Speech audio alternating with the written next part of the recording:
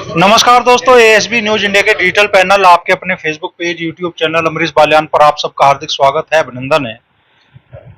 आज प्रधानमंत्री नरेंद्र मोदी तीसरी बार प्रधानमंत्री के तौर पर शपथ लेने जा रहे हैं और इस बार कैबिनेट का हिस्सा होंगे।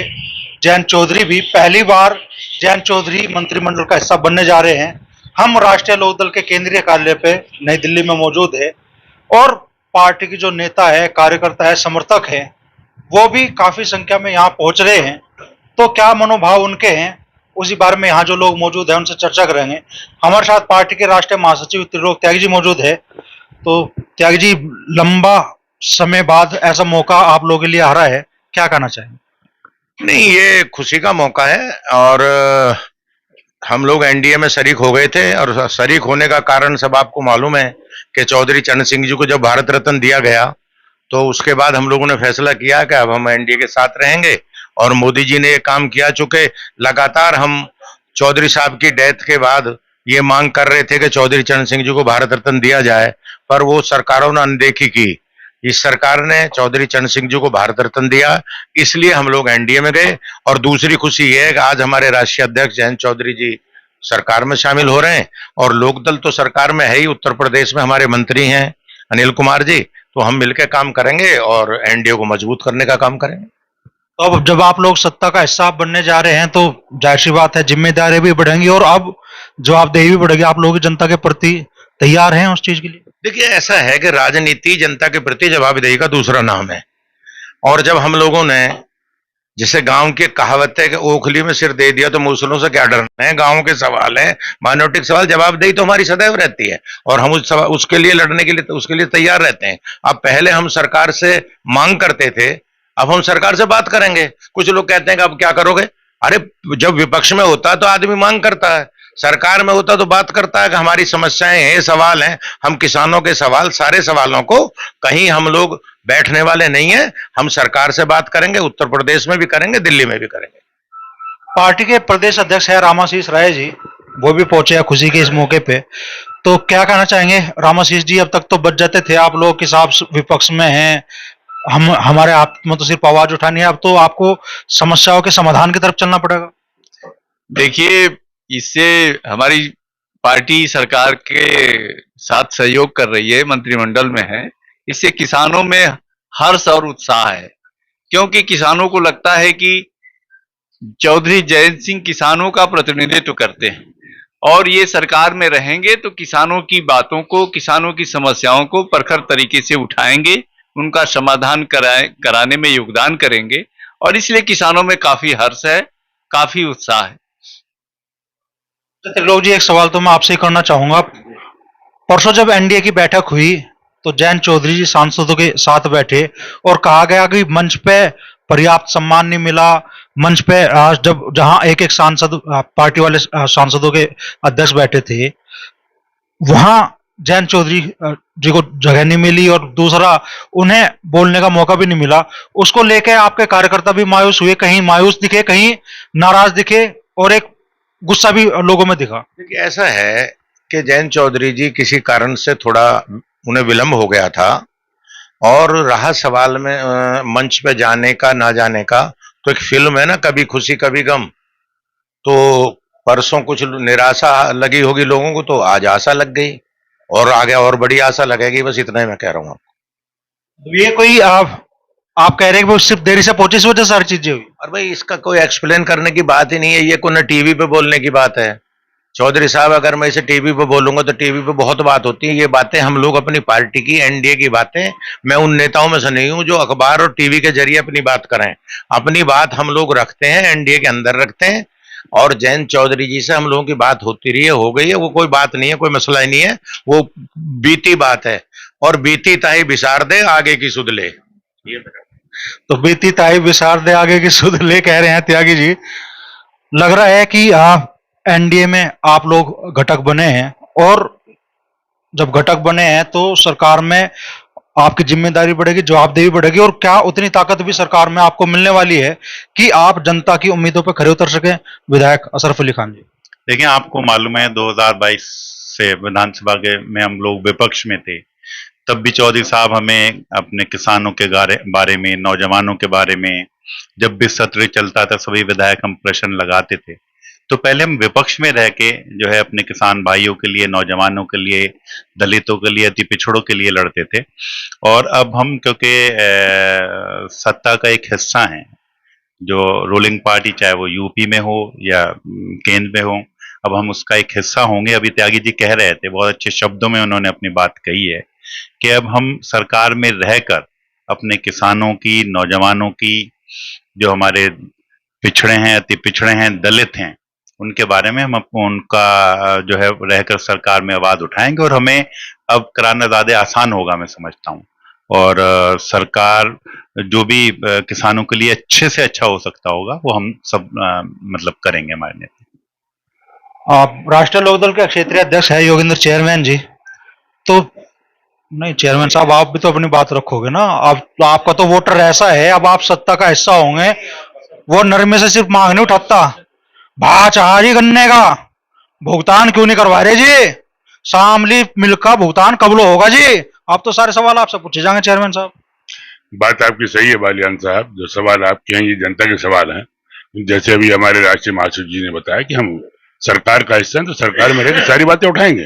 प्रदेश स्तर पर भी हम लोग बात करेंगे, राष्ट्रीय स्तर पर भी हम लोग बात करेंगे, किसानों की जो भी समस्या है उनका निराकरण करने का प्रयास करेंगे।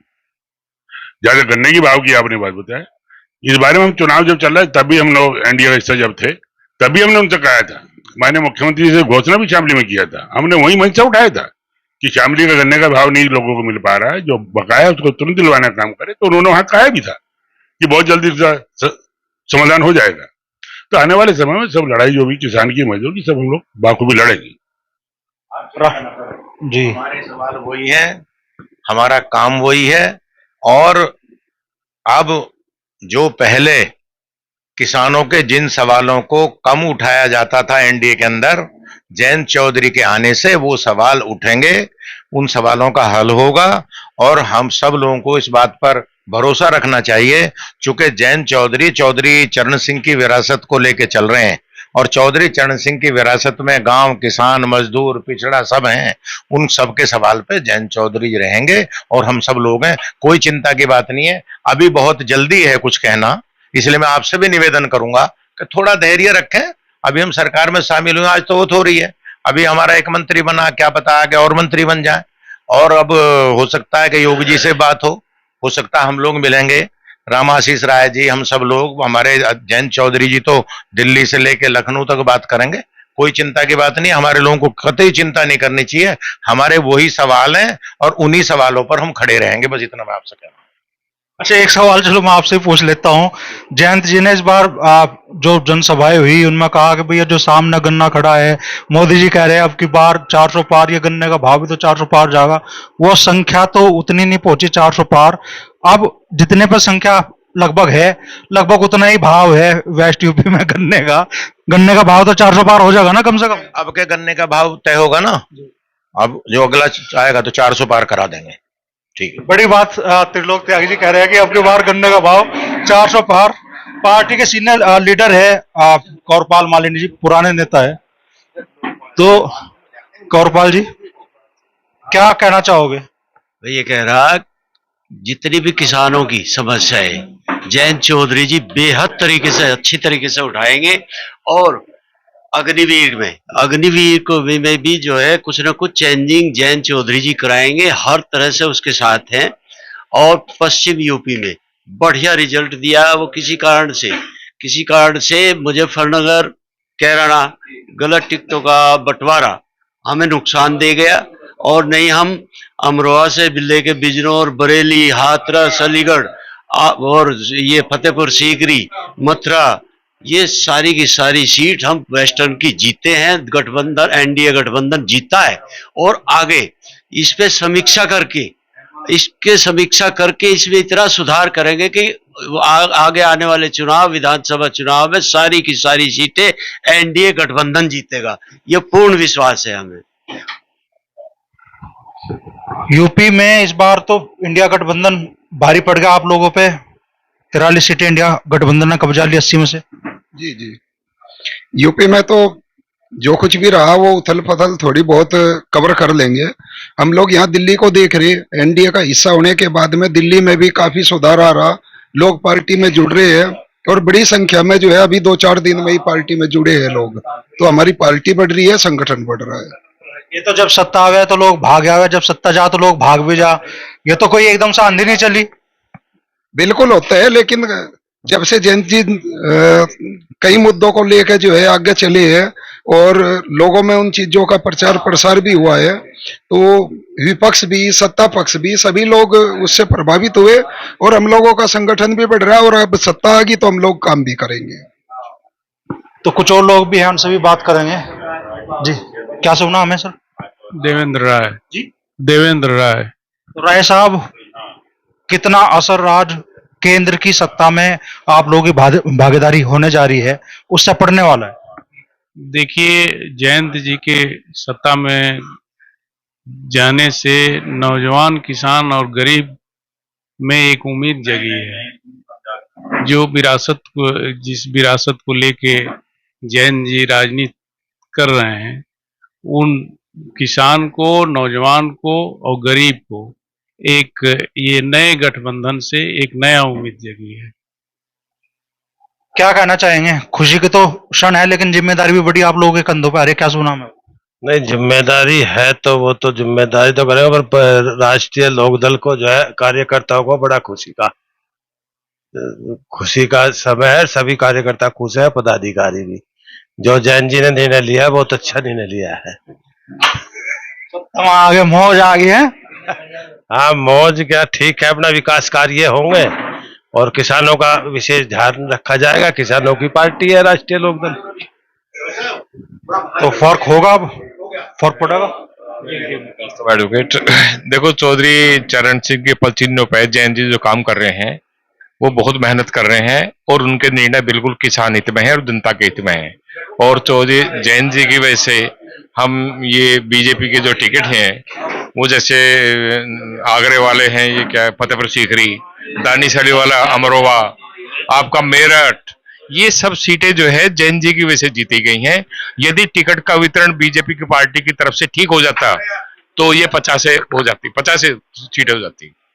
तो पार्टी के नेताओं का, विधायकों का लगातार यहाँ आने का सिलसिला जारी है।